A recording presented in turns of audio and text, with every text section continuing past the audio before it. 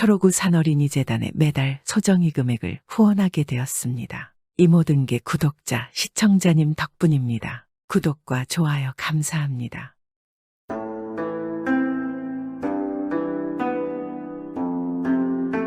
옛날 옛적에 영축산에는 통도사라는 절이 위치해 있었습니다. 그런데 어느 날 근처 마을에 홀로 된 아버지와 살고 있는 양반집 처녀가 봄바람도 쐬고 나물도 캐러 영축산에 올랐습니다. 처녀는 오랜만에 맞는 봄 향기에 마음이 들떠서 나물을 정신없이 캐고 있었고 어느새 바구니에는 제법 많은 양의 냉이와 달래가 담겨져 있었습니다. 그러자 처녀는 이만하면 충분하다 여기고 뒤를 돌아 산을 내려가려 하는데 어느새 저녁이 되었고 어찌된 일인지 올라왔던 길도 어디가 어딘지 도무지 생각이 나지 않았습니다. 처녀는 길을 한참 헤매다가 어느 암자에 도착하게 되었는데 처녀가 암자에 현판을 올려보니 백운암이라고 쓰여 있었습니다. 이곳이 바로 백운암이구나. 통도사에서 제일 높은 곳에 위치한 암자라고 들은 적은 있지만 산속을 헤매다 여기까지 오게 될 줄이야. 처녀는 혼자 중얼거리며 주변을 살펴보았고 법당에서는 불빛이 희미하게 새어나오고 스님의 불경 읽는 소리가 들려오고 있었습니다. 처녀는 그 불경 소리에 이끌려 법당 쪽으로 다가가 인기척을 내었습니다. 잠시 후 불경 읽는 소리가 멈추더니 문이 열리며 스님 한 분이 밖으로 나왔습니다. 스님은 이런 곳에서 젊은 처녀를 보게 될 줄 예상치 못했는지 얼굴에 당황한 기색이 역력하였습니다. 스님께서는 이곳에 살고 계시는지요?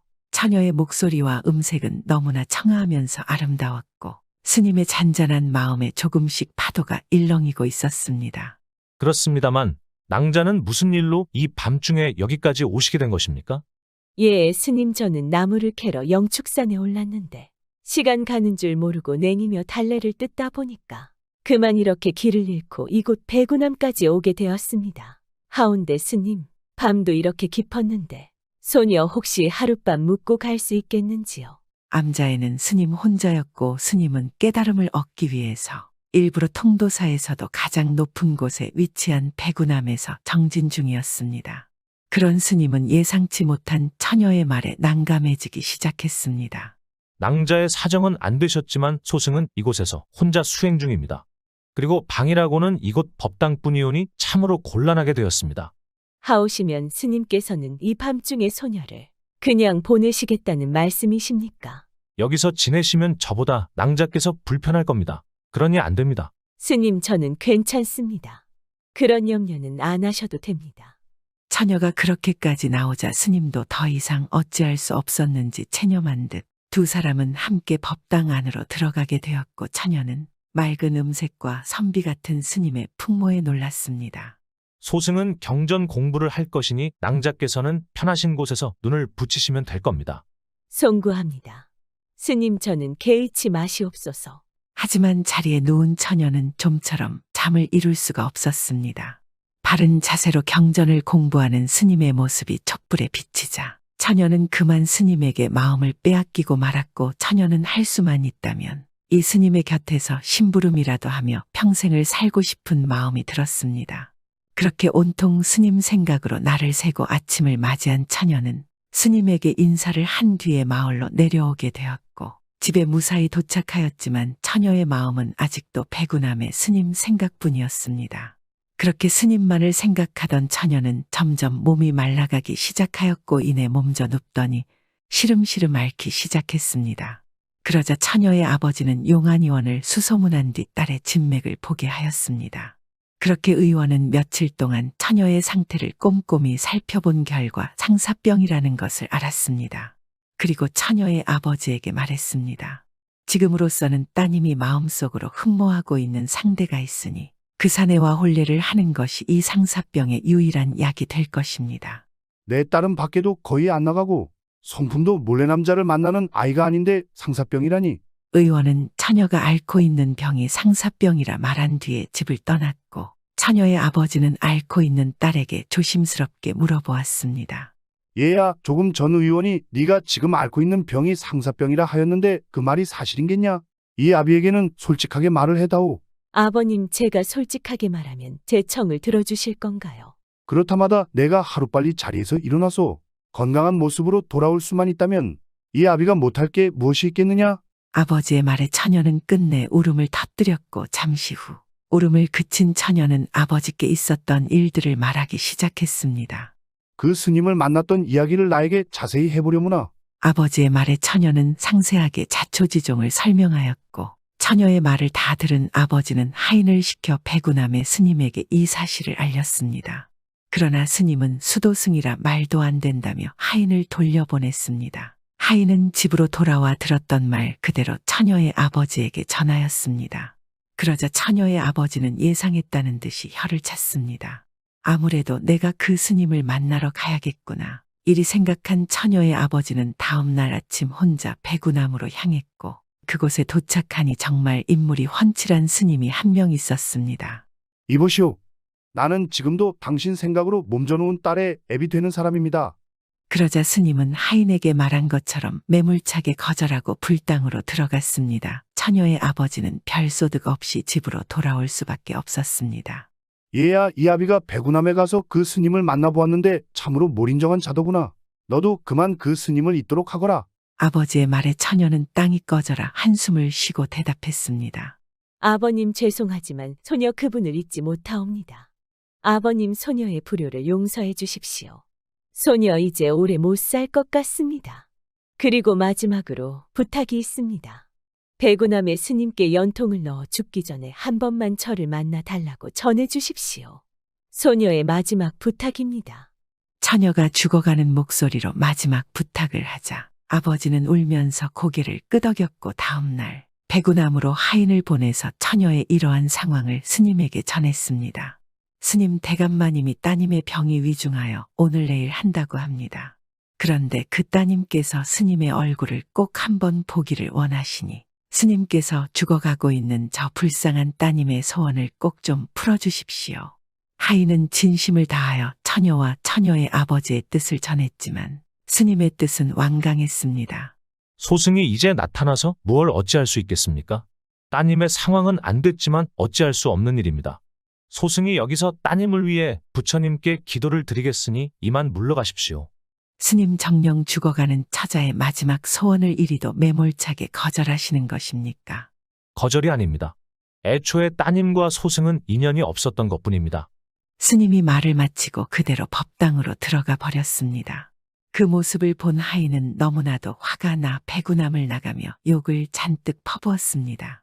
중생을 구제한다는 중놈이 사람이 죽어간다는데도 인연이 없다며 거절을 해. 저런 게 무슨 스님이야. 저건 땡중도 못 되는 개만도 못한 놈이지. 내가 네 놈이 정말 성불하는지 똑똑히 지켜보마. 하인은 그렇게 욕을 퍼붓고는 힘없이 집으로 돌아왔고 처녀와 처녀의 아버지에게 자신이 들었던 말들을 사실대로 모두 털어놓았습니다. 그러자 기대하고 있던 처녀는 힘없이 쓰러지고 결국 그날 밤 가슴에 원한을 품고 세상을 떠나고 말았습니다. 그런 처녀의 죽음에 대한 소문이 동네에 퍼지자 많은 사람들이 스님의 매정함을 손가락질하였습니다. 세월은 속절없이 흘러 어느덧 사람들의 기억 속에서 처녀의 사연은 점점 사라져갔고 백운함의 스님은 어느새 이름 높은 스님이 되어 그 밑으로 많은 제자들과 신도들이 모이게 되었습니다. 그리고 어느 날 통도사에서 예불이 열리게 되었는데 이 스님이 단상 위에 올라 사람들에게 말했습니다. 소승이 이 자리에 서기까지 슬픈 사연이 하나 있습니다. 그래서 소승이 그 사연을 먼저 이야기하여 그 사연 속에 낭자의 명복을 빌까 합니다. 그런데 바로 그때 통도사에 강한 바람이 불며 호랑이 울음소리가 들리기 시작했습니다. 그러자 신도들은 서로 불안에 떨었고 이윽고 호랑이가 지붕을 넘나들며 포효하기도 하고 또 법당 문을 발로 핥히기도 하는 것이었습니다. 거세지는 호랑이의 포효와 그 위압감의 신도들은 다들 불길한 징조라 여기며 스님에게 구원의 눈빛을 보내기 시작했고 이를 외면할 수 없었던 스님은 앞장서서 호랑이에게 다가갔습니다. 그러자 호랑이는 재빨리 스님을 낚아챈 뒤에 사라져버렸고 다음 날 신도들은 온 산을 뒤지며 스님을 찾기 시작했습니다. 그리고 결국 스님은 백운함 근처에서 몸이 훼손되어 죽은 채로 사람들에게 발견되었습니다. 스님의 시신을 본 마을 사람들은 수군댔습니다. 아유, 설마 그 처녀가 스님의 매정함에 한이 쌓여서 호랑이가 된 것이 아닐까? 아니면 그 처녀의 혼이 호랑이에게 씌어서 스님을 공격한 걸지도. 그렇게 마을에는 처녀가 원한을 품은 뒤에 호랑이가 되어 이 스님에게 복수를 한 것이라는 소문이 널리 퍼지게 되었다고 합니다. 그래서 그 이후에 마을 사람들은 아무리 모르는 사람이라도 이 통도사의 스님처럼 매몰차게 해서는 안 된다고 생각하고 서로 어려운 것이 있으며 도우며 살았습니다.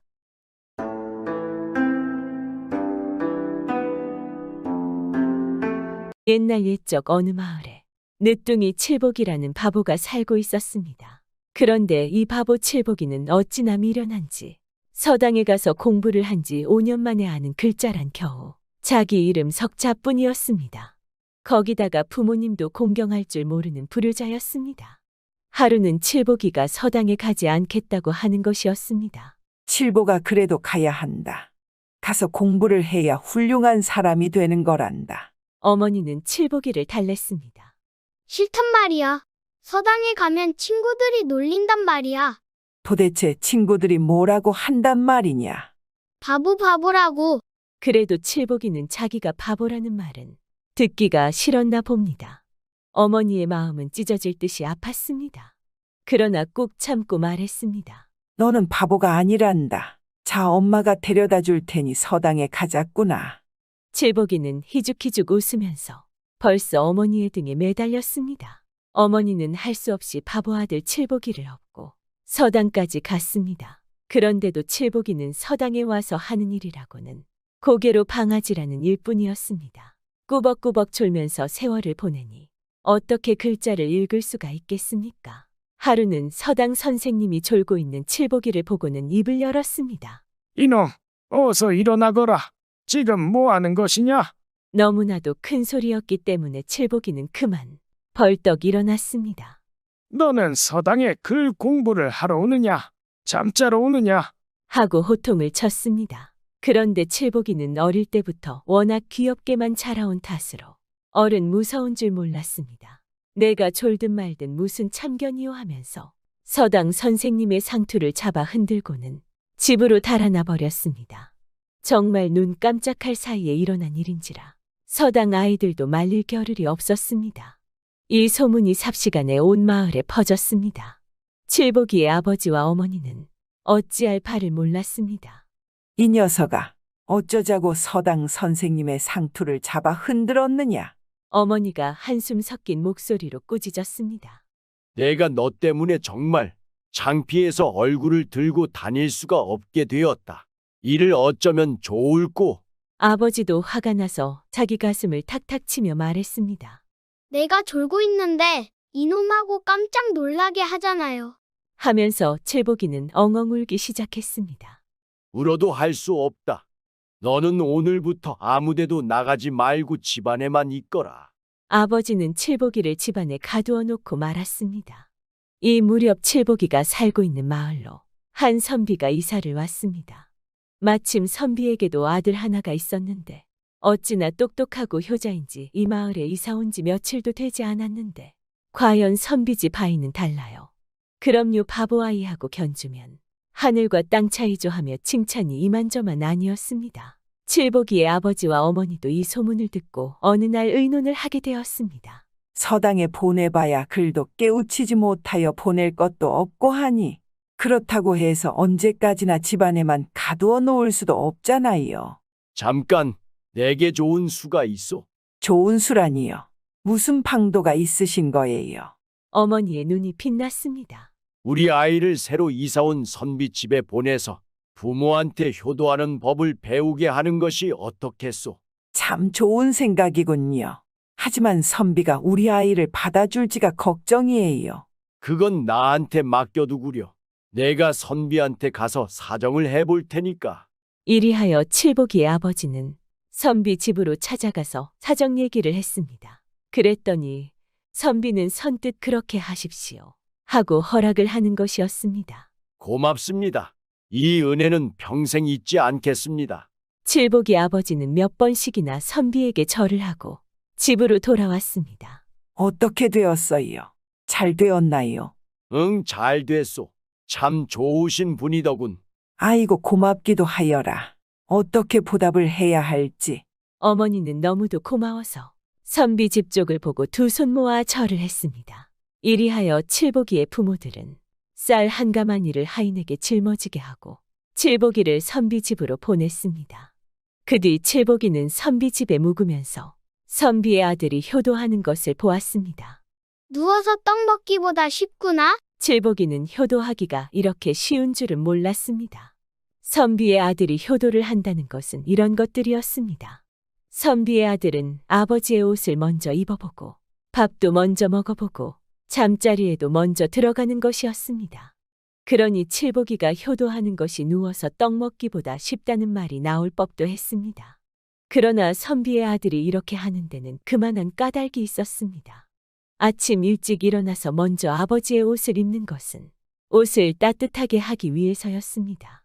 그리고 미리 반찬을 먹어보는 것은 간이 잘 맞는지 안 맞는지를 알아보기 위해서였습니다. 또 아버지의 이부자리에 먼저 드는 것은 이부자리를 따뜻하게 데워주려는 효성스러운 마음에서였습니다. 이것을 본 칠복이는 한 달을 있으면서 효도하는 것을 배우라고 했지만 사흘 만에 집으로 돌아오고 말았습니다. 한편 칠복이의 아버지와 어머니는 사흘 만에 돌아온 것을 보고 깜짝 놀랐습니다. 아니, 왜 이렇게 빨리 돌아왔느냐? 배울 것 다 배웠는데요. 더 배울 것이 없어서 바로 왔어요. 그렇게도 빨리 효도하는 법을 익혔단 말이냐? 그럼요, 배울 것도 없는데 한 달씩이나 있어 뭐예요. 그러나 아버지는 믿지 않았습니다. 그리고는 한숨을 푹 쉬면서 밖으로 횡하니 나가버렸습니다. 하지만 어머니는 그래도 자기 아들이라고 사랑스럽기만 했습니다. 그러냐? 아유 기특하기도 하지. 그럼 오늘 저녁부터 효도를 어떻게 하는 건지 시작해 보거라. 하고 아들 칠복이의 머리를 쓰다듬어 주었습니다. 히히 해볼게요. 나도 효도 알 수 있다고요. 칠복이는 이렇게 말하고는 아버지의 방으로 들어갔습니다.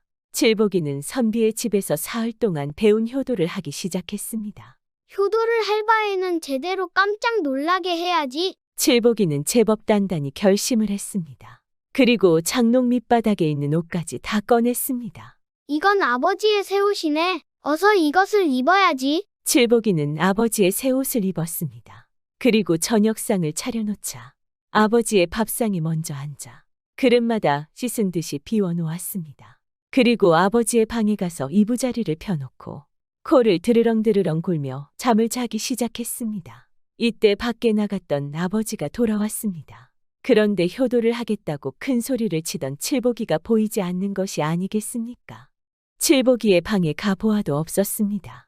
당연히 자신의 방에 자고 있을 거라고 생각을 하지 못하였던 것이었습니다. 여보, 얘는 어디 갔소? 글쎄요. 당신 새 옷을 입고는 저녁을 먹더니 어디로 갔는지 통 보이지를 않아요. 그럼 어디 기다려 봅시다. 아버지는 저녁상을 물리고는 밤이 깊어질 때까지 기다렸습니다. 그러나 바보 아들 칠복이는 얼씬거리지도 않았습니다. 그런데 이상한 소리가 아버지의 방에서 들려왔습니다. 드르렁드르렁 하는 소리는 틀림없이 코를 고는 소리였습니다. 아버지는 소리를 따라 방문을 열었습니다. 칠복이가 아버지의 이부자리에서 코를 골며 자고 있는 것이 아니겠습니까? 아버지는 기가 막혀서 잠시 멍하니 서 있었습니다. 이게 무슨 짓이냐? 당장 일어나거라. 아버지는 큰 소리로 호령을 하며 칠복이를 깨웠습니다. 그러자 칠복이는 개슴츠레한 눈으로 일어나 앉았습니다. 효도도 손발이 맞아야 해먹지. 무엇이라고? 지금 방금 한 말 다시 해보거라. 효도도 손발이 맞아야 해먹는다고요. 선비 집의 아들도 이렇게 했었단 말이에요. 칠복이는 크게 소리를 지르면서 울었습니다. 결국 칠복이는 선비 아들의 뜻을 헤아리지 못하였던 것이었습니다. 칠복이의 부모는 한숨만 내쉬며 어이없이 웃을 수밖에 없었습니다. 옛날 옛적 어느 마을에 칠복이라는 선비가 살았습니다. 칠복이의 아버지는 소문난 부자인데다 자식이라고는 오직 칠복이뿐이어서 칠복이는 남부러울 것 없는 호사를 누리며 자랐습니다. 그러던 어느 해 칠복이의 부모가 함께 세상을 떠나자 칠복이는 많은 재산을 고스란히 물려받았습니다. 워낙 부족한 것 없이 자란 데다 타이르는 부모조차 없으니 칠복이는 술과 기생에 정신이 팔려 돈을 물쓰듯이 쓰기 시작했습니다. 평소 칠복이를 마땅치 않게 생각하던 마을 사람들은 저마다 혀를 차며 도리질을 해댔습니다. 저렇게 흥청망청 쓰다간 거지꼴되기 십상이지. 부러운 것 없이 자라서 돈 귀한 줄 모르는구먼. 과연 얼마 지나지 않아 칠복이는 가진 재산을 거의 다 쓰고 가난뱅이 신세가 되었습니다. 칠복이의 아내인 꽃분이는 남편의 한심스런 모습을 보다 못해 간곡히 말했습니다. 서방님, 남자로 태어나 학문에 힘써 이름을 떨치지 못할 바엔 농사라도 지어 가족들을 굶기지 말고 자식을 잘 키우는 즐거움이라도 있어야 할 건 아닙니까? 부모님께서 물려주신 재산이 억만금이었건만 술과 기생에 팔려 다 날리고 빈털터리가 되었으니 부디 이제부터라도 정신 차리고 열심히 한번 살면 안 되겠어요. 칠복이가 듣고 보니 과연 아내의 말이 100번 옳은지라 모처럼 큰맘 먹고 아내에게 말했습니다. 그동안 보낸 세월이 내가 생각해도 부끄럽기 짝이 없소. 이제부터 이 집안의 가장은 부인이오. 부디 우리 식구들 밥이나 굶지 않게 살림 좀 꾸려보구려. 꽃분이는 이때다 싶어 칠복이에게 백지 한 장을 들이밀었습니다. 서방님, 지금 먹은 마음 절대 변하시면 안 됩니다. 그리 한단 뜻으로 서약서를 한 장 써주세요. 칠복이는 꽃분이가 준 백지를 채워나갔습니다. 나 칠복이는 지난 일을 뼈저리게 후회하는 바. 지금부터 재산에 관한 모든 권리를 아내에게 넘기고 본인은 한 푼도 욕심내지 않을 것을 약속하노라. 그날부터 꽃분이는 집안의 살림을 도맡았습니다. 마침 꽃분이의 바느질 솜씨가 남달라 일감은 늘 넉넉했습니다. 부잣집 마님에서 하루아침에 바느질꾼이 된 처지였지만 돈 되는 일이라면 많고 적음을 가리지 않고 열심히 일한 덕에 몇 년이 지나자 제법 재산을 늘렸습니다. 살기가 넉넉해지자 칠복이는 또 돈을 물쓰듯이 하며 옛날에 병이 도지고 말았습니다. 결국 칠복이는 꽃분이와 의논도 없이 호조에서 2,000냥을 빌려와 말했습니다. 부인, 사내대장부가 부인이 불린 재산으로 먹고 사니 자존심이 허락지 않소? 내가 오래전부터 생각해온 일이 있는데 실은 평양에 가서 장사를 좀 하고 싶소. 미처는 호조에서 2,000냥을 빌렸으니 걱정은 마시오. 칠복이의 말에 꽃분이는 까무러치듯 놀라며 말렸습니다. 서방님, 일생에 돈이라고는 벌어본 일 없는 분이 무슨 장사를 하신다는 겁니까? 더군다나 평양이란 곳은 눈을 떠도 코 베어가는 세상이라고 합니다. 살림이 부족하면 제가 더 일을 할 테니 부디 일을 벌일 생각은 하지 마세요. 전에 제기하신 서약을 잊었단 말입니까? 칠복이는 아내 꽃분이의 말은 아랑곳 않고 불같이 화를 내며 길길이 날뛰었습니다. 하늘 같은 남편이 큰일을 하러 떠나는 길에 어찌 계집이 이렇게 잔말이 많단 말이오. 썩 비켜서시오. 결국 칠복이는 집안의 재산까지 몽땅 털어 평양 장삿길에 올랐습니다.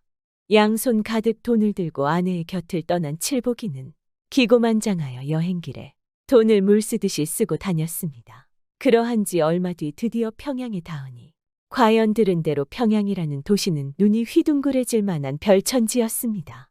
한편 평양에는 춘이라는 기생이 살고 있었는데 미모와 재주가 어찌나 뛰어난지 평양을 거쳐간 선비들은 누구나 한 번쯤 춘이를 만나고 싶어 어쩔 줄 몰랐습니다. 춘이도 이런 남자들의 마음을 아는지라 콧대가 하늘을 찔렀습니다. 그러던 중 한양에서 수천 냥을 가지고 칠복이라는 자가 평양에 머물고 있다는 소문이 돌았습니다.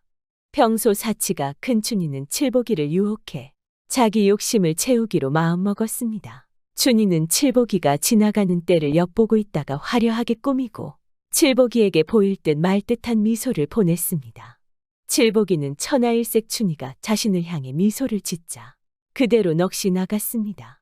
평양의 기생춘이가 선녀처럼 아름답다는 소문을 들었는데 과연 헛말은 아니로구나. 칠복이는 춘이가 이끄는 대로 춘이의 집에 들어왔습니다. 이때부터 칠복이는 춘이의 마음을 사로잡기 위해 가진 돈을 아낌없이 쏟아 부었습니다. 춘이 또한 그런 칠복이의 마음을 꿰뚫어보고 온갖 값비싼 보물들을 원없이 사달라고 했습니다.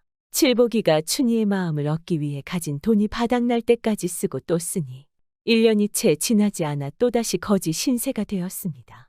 칠복이가 빈털터리가 되자 춘이는 한순간에 태도를 싹 바꾸었습니다. 춘이가 칠복이에게 하는 구박은 이루 말할 수 없었습니다. 결국에는 칠복이에게 돈 몇 푼을 내던지며 차갑게 내쫓기에 이르렀습니다. 이제 더 이상 볼 일도 없으니 이 돈 갖다 노잣돈이나 보태세요. 칠복이는 춘희의 마음을 돌리려 애걸복걸했지만 이미 춘희의 마음은 얼음장 같았습니다. 오도 가도 못하는 거짓골이 되어버린 칠복이는 그저 막막하기만 했습니다. 이 꼴로 고향으로 돌아간다면 호주에서 빌린 돈을 갚을 길이 없고 여기서 머물자니 춘희의 재물 욕심을 당할 수가 없으니 어쩌면 좋단 말이냐. 생각 다 못한 칠복이는 있는 체면 없는 체면 다 버리고 춘희에게 간곡히 청했습니다. 여보게 춘희, 우리가 그동안 쌓은 정이 얼마인가. 내 자네 집일꾼이라도 마다하지 않을 테니 부디 옛정을 생각해서 내치지만 말게. 어디 일꾼을 하겠다는 자가 어찌 감히 마님에게 지시하듯 말을 한단 말이냐. 네가 아직 정신을 차리지 못한 게로구나. 춘희의 매몰참에 칠복이는 쫓겨나지 않으려 허리를 굽신거리며 다른 하인들과 똑같이 지내는 처지가 되고 말았습니다. 한편 한양에서 칠복이의 소식을 전해 들은 아내 꽃분이는 가슴을 치며 통곡했습니다. 그렇게도 말렸건만 또다시 예병이 도졌구나. 남편 하나 잘못 만나 평생토록 이게 무슨 맘고생이란 말이냐? 꽃분이는 여자에 빠져 망한 남편과 그런 남편을 꿰어 제 욕심만 채우는 춘희를 어떻게 벌할 수 있을까? 근심에 잠겼습니다. 때마침 꽃분이는 뒷집에 사는 박참판이 감사 자리에 올라 평양으로 간다는 소식을 들었습니다. 꽃분이는 평양 감사로 가는 박참판에게 부탁해서 꽃분이 오라버니 몫으로 벼슬자리를 하나 얻었습니다. 그러나 오라버니 몫으로 얻은 현감 벼슬자리는 실은 꽃분이 자신이 평양에 가기 위함이었습니다. 즉 꽃분이가 남장을 해서 오라버니로 변장한 것이었습니다. 남자의 모습을 하고 평양 감사의 곁에서 열심히 나란 일을 하던 꽃분이는 드디어 춘희의 집에 갈 기회를 잡았습니다. 춘희의 집에서 5년 만에 마주치게 된 남편 칠복이는 꼴이 이루 말할 수 없을 정도로 처참했습니다. 그리고 꽃분이의 속내를 알리 없는 춘희는 이번에는 남자로 변장한 꽃분이를 꼬시기 위해 갖은 교태를 다 떨었습니다. 하지만 남장을 한 꽃분이의 마음은 춘희에 대한 복수심으로 가득했습니다. 너에게 반드시 하늘이 무섭다는 것을 보여주리라. 꽃분이는 칠복이에게 다가가 자신이 아내인 것을 모른 채 하고 물었습니다. 듣자 하니 이곳에 칠복이라는 자가 있다던데. 소인이 칠복이 옵니다. 칠복이는 아내를 눈앞에 두고도 그가 여자인 줄 모르고 기어들어가는 소리로 답했습니다. 그래, 네가 호주에서 2,000냥을 빌려다가 몇 년이 지나도록 한 푼도 안 갚고 있는 칠복이인 것이냐? 꽃분이가 사람을 시켜 칠복이에게 곤장을 치게 하니 칠복이의 입에서는 저절로 신음소리가 새어나왔습니다. 이때를 놓치지 않고 꽃분이는 바른 대로 말해라. 2,000냥을 가져다가 모두 어디에 쓰고 이렇게 거짓골이 된 것이냐? 호주 돈을 가지고 평양에 와서 한 것이라고는 춘희의 선물을 사준 것뿐이옵니다. 하늘에 맹세코 달리 쓴 곳은 단 한 군데도 없사옵니다. 꽃분이가 이번에는 춘희를 불러 모진 매를 내리쳤습니다. 벼랑간 떨어진 불호령이 칠복이의 돈 때문인 것을 알게 된 춘희는 벌벌 떨며 말했습니다. 칠복이의 돈을 전부 다시 돌려주겠습니다. 제발 목숨만 살려주세요. 춘희는 칠복이에게 뜯어낸 돈은 물론 밖에 돈까지 싹싹 긁어모아 5,000냥을 칠복이에게 주었습니다. 호주에서 빌린 돈은 물론 더불어 더 많은 돈을 얻은 칠복이는 마치 자신이 장사를 잘해 돈을 번 양 위풍당당하게 집으로 돌아왔습니다. 미리 집에 와 있던 꽃분이는 모르는 체하고 칠복이를 위해 술상을 차려 반겼습니다. 칠복이는 꽃분이가 자신의 지난날을 해결해준 줄은 꿈에도 모르고 반찬이 시원찮다는 둥, 술맛이 별로라는 둥, 공연한 트집을 잡으며 꽃분이를 나무랐습니다. 오랜만에 돌아온 남편에게 대접이 이게 뭐요? 평양에서 돈 벌던 그때가 좋았지. 그렇고 말고 아무래도 내가 다시 평양으로 가야겠군 그려. 꽃분이는 칠복이의 거드름을 보고 살며시 물러나와 다시 남자의 모습으로 변장하고 칠복이의 집 앞에 섰습니다. 칠복이 안에 있느냐? 칠복이는 귀에 익은 목소리에 문을 열고 내다보았습니다. 그런데 세상에 그곳에 평양에서 자신을 살려준 현감이 서 있는 것이 아니겠습니까? 칠복이는 서둘러 현감을 집에 들이고 극진히 대접했습니다. 칠복이의 대접에 현감 즉 꽃분이가 흐뭇한 목소리로 말했습니다. 평양춘이 집에서 너를 봤을 때는 거지가 따로 없더구나. 이제야 사람 꼴이 되었구나. 그때 내가 받아준 돈은 잘 가지고 왔느냐? 칠복이는 혹여 아내가 들을까 싶어 안절부절 못하였으나 감히 현감의 말을 막을 수도 없는 노릇이었습니다. 오는 길에 술을 좀 마셨더니 속이 거북하구나. 네, 오늘은 여기서 묵고 가야겠다. 그러고는 변장한 옷을 벗으니 칠복이는 이제까지 현감인 줄 알았던 사람이 꽃분이인 것을 알게 되었습니다. 아니 부인이 어찌?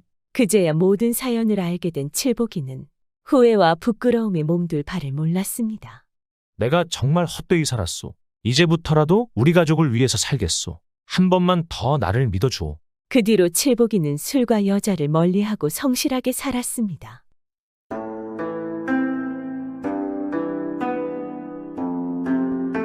옛날 옛적에 어느 조용한 시골 마을에 칠복이라는 한 사람이 이사를 왔습니다.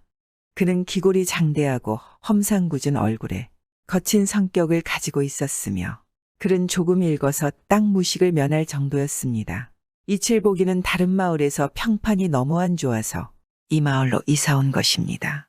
칠복이는 자신의 조상이 벼슬을 했노라고 허풍을 저댔고 가지고 온 재물을 이용해서 마을에 논밭을 사들이고 땅을 마을 사람들에게 빌려주고 빌려준 값을 받아 고리로 챙겼는데 그 돈으로 다시 높은 이자로 사람들에게 돈을 빌려주었습니다.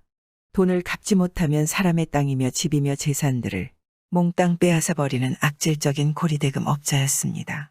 그는 자신이 장터를 드나들며 이 고을의 원님을 만났다느니 아전들과 술자리를 했다느니 하면서 허세를 떨고 마을 사람들에게 무리한 짓들을 일삼았습니다.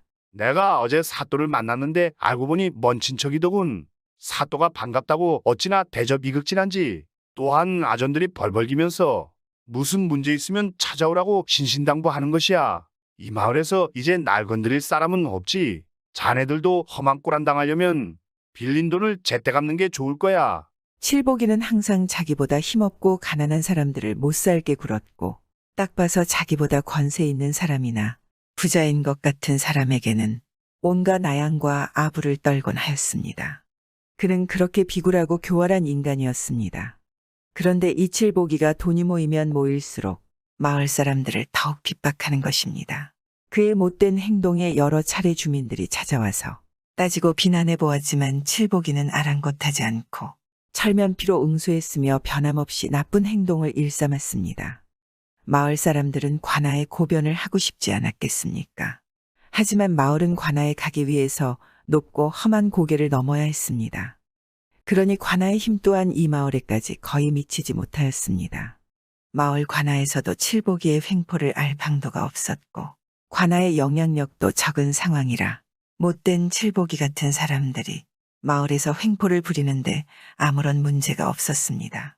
그렇다고 칠복이가 힘이 약하기라도 했으면 마을 장정들이 가서 어떻게든 했겠지만 워낙 기골이 장대하고 힘도 아주 강했기에 마을 장정들도 감히 어찌하지 못했습니다. 그러던 어느 해 날씨가 비가 전혀 오지 않고 땅이 가물어 흉년이 이어졌고 또 연이어 큰 장마가 져서 이 마을의 논밭은 난장판이 되었습니다. 그러니 이 마을 사람들의 식생활이 극도로 어렵게 되었지 않았겠습니까? 그의 여러 착한 부자들은 자기 곡간을 헐고 주민들에게 곡식을 나누어 주었으며 마을 관아를 찾아가 주민들의 생명을 부지할 양식을 호소하였습니다. 칠복이가 있는 마을 역시 식량이 없는 처참한 현실에서 마을 사람들은 먹고 살기 위해 가진 수단을 다하고 있었으나 딱히 관아에서 이 마을을 구제할 방법 같은 것은 준비된 것이 없었기 때문에 마을 사람들은 갈수록 상황이 어려워져만 갔습니다. 어려운 세상에 좋은 사람들이 있으면 나쁜 사람이 있기 마련이니 어려움에 빠진 마을에는 그것을 기회로 부자가 가난한 사람들을 수탈하는 일이 자주 일어나고 있었습니다. 그것은 칠복이에게도 기회였습니다. 이 마을 사람들의 고난은 칠복이에게 있어서는 자신의 재산을 늘릴 기회로 보였습니다. 그래, 이때가 돈을 벌 수 있는 기회야. 사람들에게 더 많은 빚을 지게 해서 집과 전답을 모두 뺏어야겠어. 어차피 먹고 살기 없으면 날 찾아올 거야. 그때는 지금보다 이자를 더 많이 붙여서 빌려주는 거야. 칠복이는 어려운 사람들에게 곡식이나 돈을 꿔주고 그것을 갚지 못하니 어려운 사람들의 집이며 논이며 밭이며 몽땅 빼앗아 갔습니다. 특히 과부나 나이든 노인들처럼 힘없는 사람들은 더 심하게 했습니다. 칠복이가 과부에게 찾아가 돈을 갚지 않으면 과부가 몰래 숨겨둔 옷가지나 먹을 것을 찾기 위해 집 곳곳에 구멍을 내고 손을 깊숙이 쏙 넣어서 어떻게든 찾아내서 이자 대신 가져왔습니다. 그리고 힘없는 노인들한테는 농사지을 곡괭이, 호미 등 갖가지 물건을 그냥 뺏었습니다. 과부나 노인들은 어떻게 할 방법이 없지 않겠습니까? 그 당시 이 마을에 돌쇠라는 사람이 살고 있었는데 돌쇠는 부모님과 많은 자녀를 거느리고 있었습니다. 그는 품성이 착하고 아주 성실한 사람이었습니다. 그리고 비록 어려운 살림에 식솔은 많지만 그래도 어려운 이웃을 보면 그냥 지나치지 않는 사내였습니다. 돌쇠는 밤낮으로 열심히 일해서 모은 돈으로 논 면마지기를 샀고 그 논을 경작하여 얻은 수확으로 가족들을 어려움 없이 부양하고 살고 있었습니다. 그러나 이번에 연이은 흉년에 식량은 떨어지고 노부모와 자식들이 굶주리니 돌쇠의 고통은 날로 더해져 갔습니다. 돌쇠는 참다 못해 식구들을 살리려고 칠복이의 집을 방문하여 쌀을 좀 빌려줄 것을 청하였습니다. 그러니 그런 돌쇠를 보고 칠복이가 웃으며 말했습니다. 올해 가뭄으로 많은 사람이 양곡을 빌려주기를 청해왔으나 내어줄 게 없었는데 아이 그래도 그대는 나랑 친한 사이니까 내가 아직 열지 않은 창고를 열어서 거기에 있는 식량을 빌려주겠네. 칠복이는 한 번도 자신을 찾아온 적 없고 자신에게 절대로 굽히지 않던 돌쇠가 자신을 찾아와 아쉬운 소리를 하니 기분이 좋았습니다. 칠복이는 마치 덕을 베풀어 큰 인심이나 쓰는 듯이 어깨를 으쓱대며 기침을 하며 껄껄대고 있었습니다. 평소에 싫어하던 칠복이에게 그런 굴욕을 당하니 돌쇠는 화가 머리끝까지 치솟아 참을 수 없었으나 가족들이 배고파 씨름하는 모습이 떠올라 화를 가라앉혔습니다. 내 가족들을 살려야 하니 무슨 짓을 못하겠는가. 저 나쁜 놈은 싫지만 식솔부터 챙겨야 하지 않나. 돌쇠는 그렇게 마음속으로 일어나는 수치심과 화를 삼키면서 고맙소. 내 은혜 잊지 않겠소. 그리고 바로 갚을 것이요. 그리고는 돌쇠는 칠복이에게 곡식을 담을 자루를 내어주었습니다. 그런데 칠복이는 곡식은 주지 않고 종이와 붓을 건네주며 전답을 담보로 하는 내용을 쓰라고 하라고 하였습니다. 돌쇠는 내 갚으면 그만이지 하고 돌쇠가 원하는 자신의 전답을 담보로 해주면서 곡식을 청했습니다. 그런데 이 못된 칠복이가 곡식은 주지 않고 내일 다시 오라고 하였습니다. 돌쇠는 어쩔 수 없이 집으로 돌아갔습니다. 돌쇠는 분노를 누르고 다음 날 돌쇠의 집에 달려갔습니다. 그런데 이번에는 칠복이가 곡식은 주지 않고 난데없이 나무통 하나를 내놓으며 하는 말이 내 그대와 친분을 생각하여 곡식을 주는 것보다 쉽게 입에 넣어 먹을 수 있게 죽을 쑤어드리니 어서 가져가 잡수시게. 식기 전에 빨리 가져가게. 그러니 평소 성품이 온순한 돌쇠도 죽이든 나무통을 엎어버리고 호통을 치고 싶은 마음이 목구멍까지 치밀었습니다. 그러나 돌쇠는 다시 한번 화를 눌렀습니다. 참자. 가족들이 기다리고 있으니 이 죽이라도 먹어야 살 수 있다. 돌쇠는 그렇게 생각을 하고 황급히 죽나무통을 메고 집에 가서 식솔들에게 나누어 주며 그냥 저기 아무개한테서 죽 한 통을 얻었습니다. 하고 말하고는 모두를 먹였습니다. 그리고 시간이 지나 다음 해봄이 되었습니다. 돌쇠의 이웃집 사람들이 돌쇠의 부인에게 와서 물었습니다. 아이고 자네 집 논을 칠복이에 머슴이 갈고 있던데 뭔 일이야? 그러니 돌쇠의 부인이 힘없는 목소리로 말했습니다. 남편이 논을 쭉 한 통과 바꾸었으니 금년부터 자신이 논에서 농사를 짓겠다고 하더이다. 아유 그게 무슨 말도 안 되는 소리야? 논을 어찌 죽이랑 바꿔. 정말 너무하네. 칠복이 그놈은 사람도 아니야. 그런 놈은 천벌을 받아야 할 것이야. 마을 사람들은 칠복이의 횡포에 혀를 찼습니다. 돌쇠는 매일같이 칠복이를 찾아가 항의를 했습니다.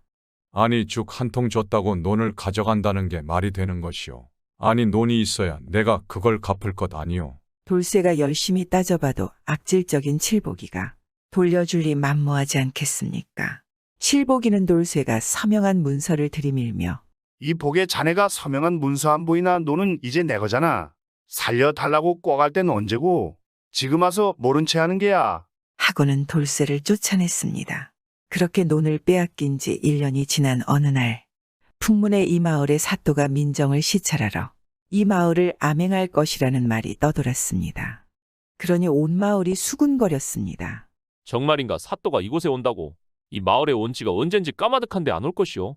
여기 올라면 얼마나 힘든데. 그래도 좀 왔으면 좋겠네. 그렇게 온 마을이 어수선하고 사람들이 사또가 온다 안 온다 이야기를 나누고 있는데 정말로 갑자기 온 마을이 못 보던 사람들이 많아지고 전에 없던 포졸들이 이 마을 입구로 들어오더니 멀리서 사또 행차가 다가왔습니다. 저 정말로 사또께서 행차하신다. 진짜 온 것이야. 도대체 얼마만인가? 백성은 길을 멈추고 고개를 숙이고 읍소하라는 포졸들의 호통이 온 마을을 흔들었습니다. 그렇게 사또가 마을에 들어서니 그때 한 부녀자 한 사람이 달려와서 사또의 행차를 가로막고 엎드렸습니다. 사또 행차의 아녀자로서 당돌아오나 저에게 맺힌 한이 있어 아려나옵니다. 행차에 누가 될까 두려운 포졸들은 아녀자를 눈이 휘둥그레하며 꾸짖고 돌려보내려 하였습니다. 아유, 사또 행차하시는데 뭐하는 짓이요. 어서 가시오, 어서 가라니까. 자꾸 이러면 당장 험한 꼴을 면치 못할게요. 아녀자가 발길을 돌려 통곡을 하며 돌아가는데 울음소리가 온 마을에 쩌렁쩌렁 울렸고 사또의 귀에까지 들렸습니다. 사또는 평소에 온 마을에서 명관사또라고 사람들의 존경을 받는 사람이었습니다.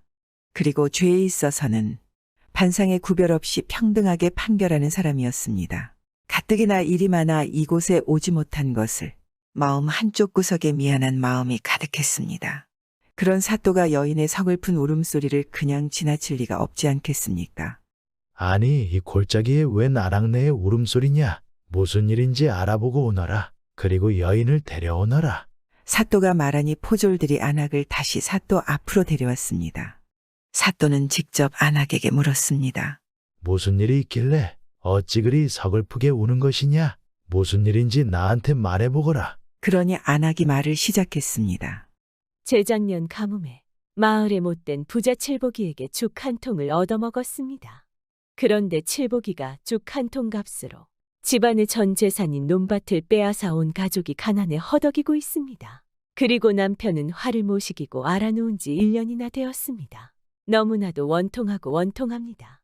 어찌 죽 한 통의 전 재산을 뺏어가는 게 사람이 할 짓입니까? 부인은 담담하게 자신의 사연을 아뢰었습니다. 이 안악은 바로 돌쇠의 아내였습니다. 이야기를 들은 사또는 안악의 말에 화를 냈습니다. 아니, 그런 경우가 어디에 있단 말인가? 죽 한 통으로 논밭을 빼서 칠복이란 놈 뭐하는 놈이더냐? 마을 사람들 중 이안악처럼 그놈에게 당한 사람이 있으면 내게 와서 구하거라. 사또가 그리 말하니 곳곳에서 돌쇠에게 당한 사람들이 몰려와 이야기를 하기 시작했습니다. 그 말을 다 들은 사또는 어이가 없어 하였습니다. 이럴 수가, 세상에 그런 하늘 무서운 줄 모르는 못된 놈이 다 있단 말인가? 나를 친척이라 팔고 이곳에서 많은 사람들을 수탈했다니 당장 칠복이란 놈을 이곳으로 끌고 와라. 사또의 호령의 포졸들이 칠복이의 집으로 달려가서 칠복이를 잡아왔습니다. 사또는 끌려온 칠복이를 보고 말했습니다. 내 이놈, 넌 나를 알고 있느냐? 내가 어찌 너 같은 시정자배의 친척인 것이냐? 왜 그런 거짓을 말했는지 답해보아라. 그러자 칠복이가 사또의 호령에 덜덜 떨며 그게 아니라 전 그냥 농으로 한 것인데 그것이 마을에 소문이 나서 일부러 그런 것은 아니옵니다. 사또 용서해 주십시오. 두 번 다시 그러지 않겠습니다. 너는 사람들이 굶고 힘들 때 그것을 이용해서 마을 사람들을 약탈했다. 아무리 나쁜 놈이라지만 사람이 돼서 할 짓이냐? 그렇게 재물이 사람보다 귀하다는 것이냐? 그러자 칠복이는 사또의 눈치를 살살 보면서 억울합니다, 사또. 그건 모함입니다. 저는 어려운 사람들에게 돈과 식량을 꿔주고 단지 조금의 이자를 받았습니다. 그래, 조그만 이자가 죽 한 통의 논면 맞이기를 얻은 것이냐? 이놈이 아직도 자신의 죄를 모르는구나. 너의 추악한 죄가 낱낱이 드러났다. 이 악덕한 칠복이를 벌하고 억울하게 재물을 빼앗긴 백성들에게 칠복이의 재산을 모두 나누어 주게 하라. 그리고 곤장 100대를 때리고 하옥시켜라. 그리고 한 달 후에 다시 곤장 100대를 때려라. 그러니 세상 무서운 줄 모르던 칠복이의 악행은 드디어 끝이 나게 되었습니다. 칠복이는 옥에 갇히고 벌로 곤장을 맞다가 그만 안진뱅이가 되었습니다. 그 옥에서 나왔지만 전 재산을 빼앗겨서 갈 곳이 없었습니다. 그래서 저 세상으로 갈 데까지 평생 길에서 구걸했습니다. 이번 이야기는 남에게 해를 끼치며 자신의 사리사욕을 챙기려다 비참한 최후를 맞이한 탐욕한 사내 이야기이지 않겠습니까? 요즘도 이런 사람들이 있습니다. 어렵고 힘든 사람에게 약점을 잡아 괴롭히고 수탈하는 사람 말입니다. 그런 사람들은 칠보기에 최후를 잘 알아야 하지 않을까요?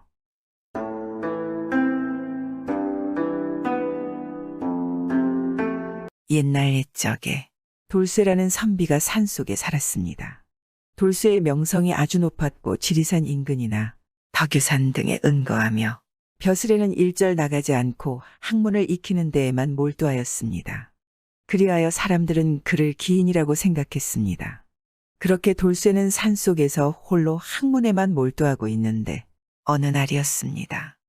하루는 웬 여인이 돌쇠를 찾아와서는 넙죽 앞에 절을 하였습니다. 여인은 정말 보기 힘든 아리따운 처자였습니다. 돌쇠는 이런 여인을 보고 고개를 갸우뚱하며 물었습니다. 너는 누구인데 나를 찾아온 것이냐? 그러자 여인이 고개를 들어 대답했습니다. 어르신의 높은 명성을 익히 들어왔습니다. 미천한 제가 평생 어르신을 곁에서 모시며 시중을 들고자 하는데 부디 허락을 해주세요. 그러자 돌쇠가 웃으며 말했습니다. 어찌 그런 이야기를 하느냐? 보아하니 너는 혼인을 한 몸도 아닌 것 같은데 어찌 나를 모시겠다는 말을 이리 당당하게 하는 것이냐? 뭐 하던 여인이기에 이러는 것이냐? 그러자 여인이 말했습니다. 저는 남의 집에서 종살이를 하던 꽃분이라 하옵니다. 그런데 지난 역병에 주인댁 가족들이 모두 돌아가시고 혼자 남아서 갈 곳이 없답니다. 하지만 그렇다고 아무데나 제 몸을 의탁하고 싶지는 않습니다. 천하에 기이하고 명성 높은 인물을 모시기 위해 찾아다녔고 이렇게 어르신을 알게 되어서 찾아온 것입니다.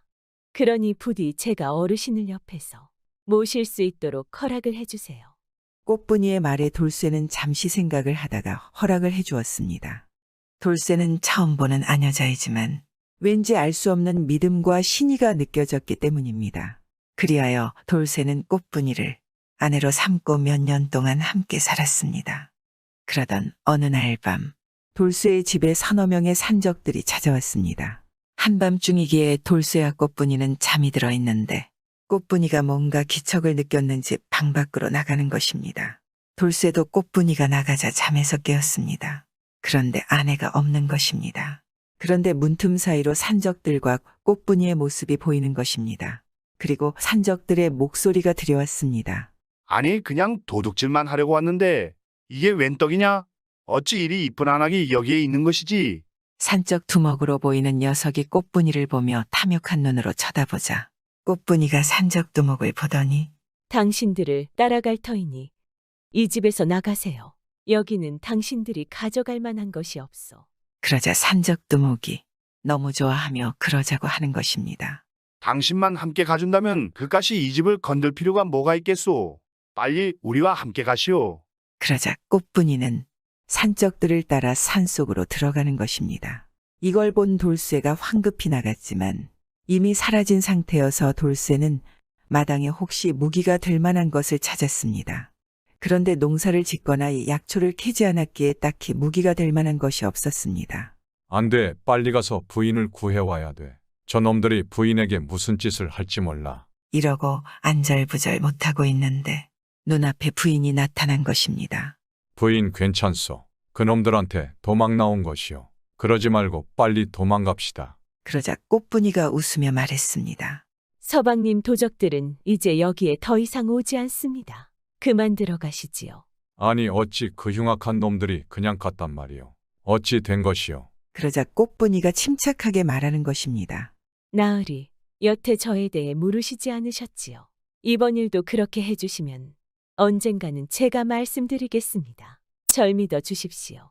그러자 돌쇠는 궁금했지만 꽃분이의 단호한 표정을 보고는 더 이상 묻지 않았습니다. 그리고 1년 후 어느 날 돌쇠는 꽃분이와 함께 술상에 앉아 한 잔 술을 마시다가 꽃분이를 바라보며 물었습니다. 아무리 생각해도 당신은 너무 범상치가 않소. 일전에 당신이 나에게 주인집 가족들이 모두 역병으로 죽고 나서 모실이 없어 떠돌다가 나를 찾아왔다고 하였었는데 그것이 모두 사실인 것입니까? 그리고 1년 전에 험한 산적놈들을 아무 일 없이 돌려보낸 것도 사내인 나도 하기 어려운데 어찌 그리한 것이오. 오늘은 당신의 그 이유를 듣고 싶소. 말해주면 안 되겠소. 그러자 꽃분이가 가만 돌쇠를 바라보다가 입을 열었습니다. 사실 말씀드리지 못한 것들이 많았습니다. 하지만 숨겨서 뭘 하겠습니까? 모두 말씀드리겠습니다. 이야기 드렸던 대로 저는 총이 맞습니다.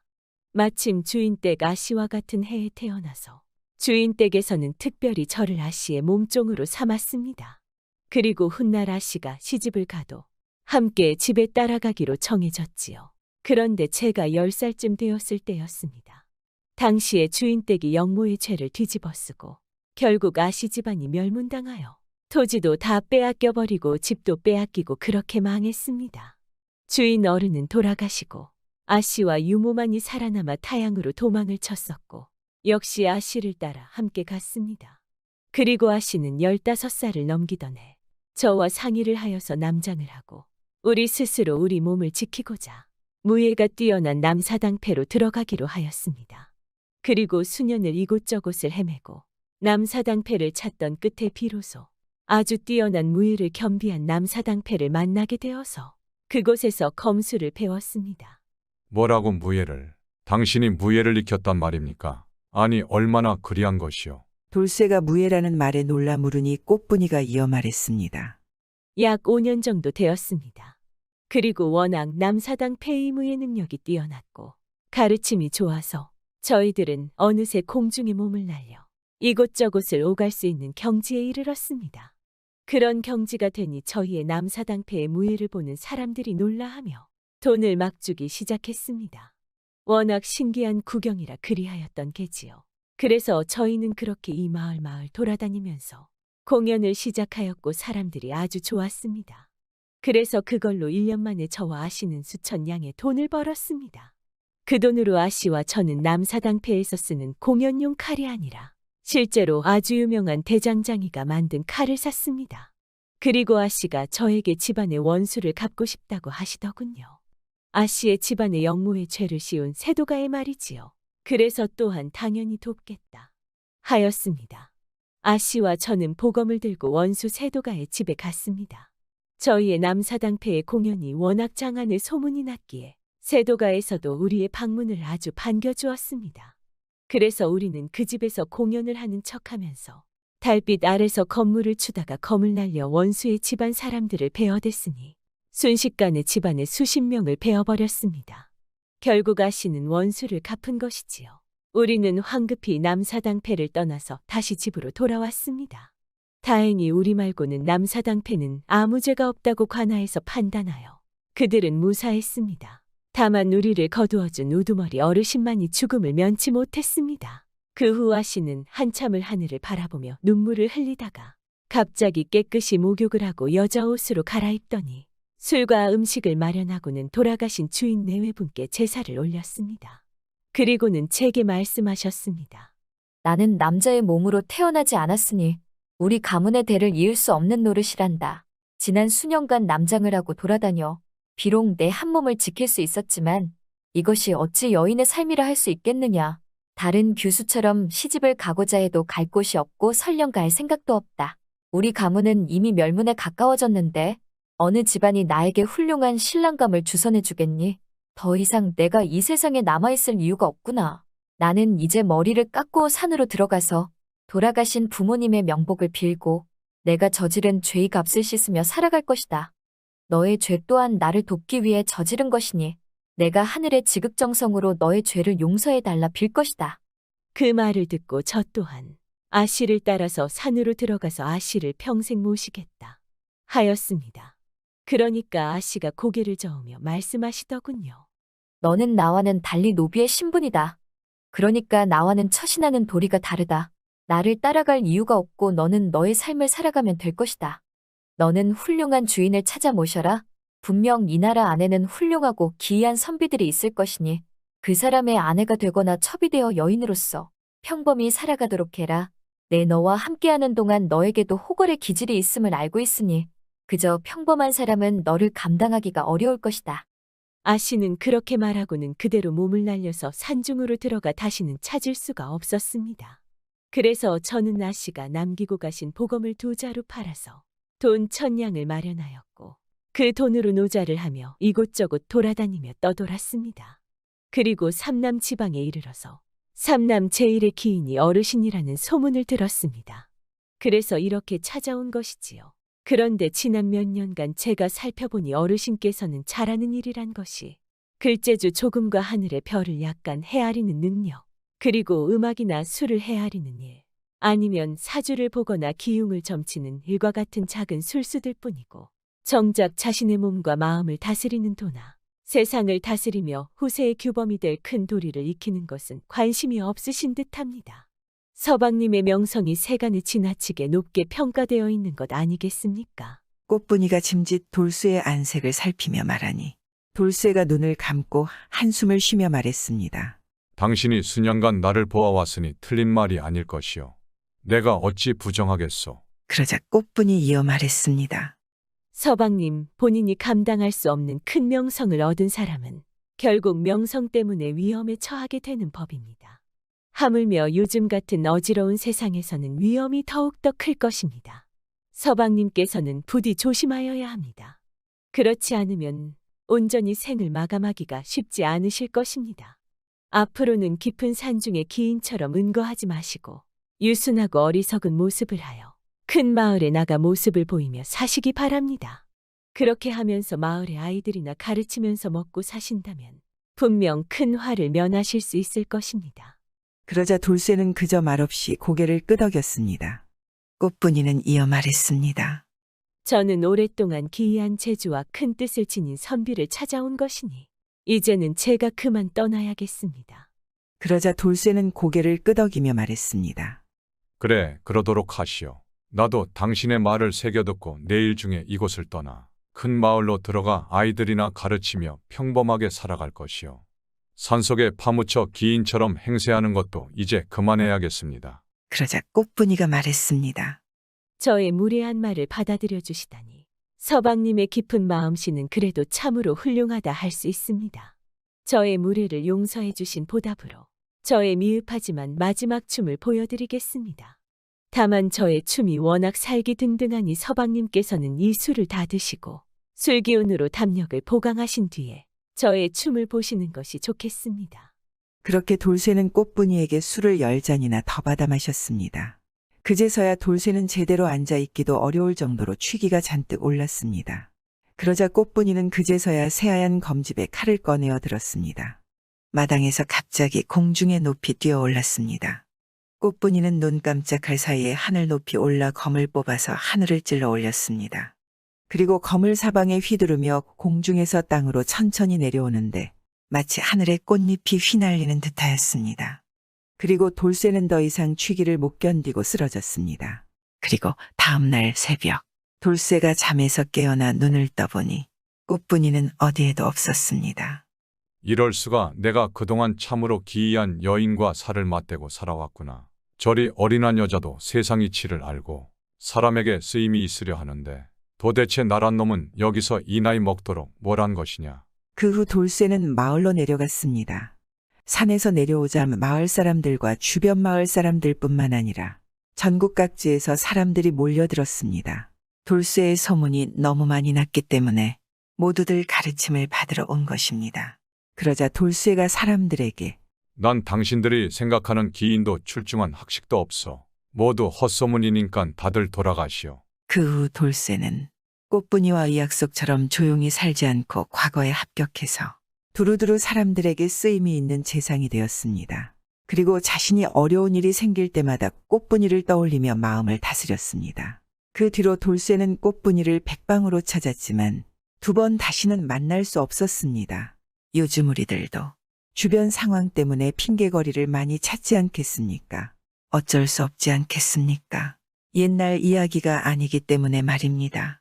그래도 꽃분이처럼 확고한 신념을 가진다면 조금은 나아지지 않을까요? 구독은 공짜입니다.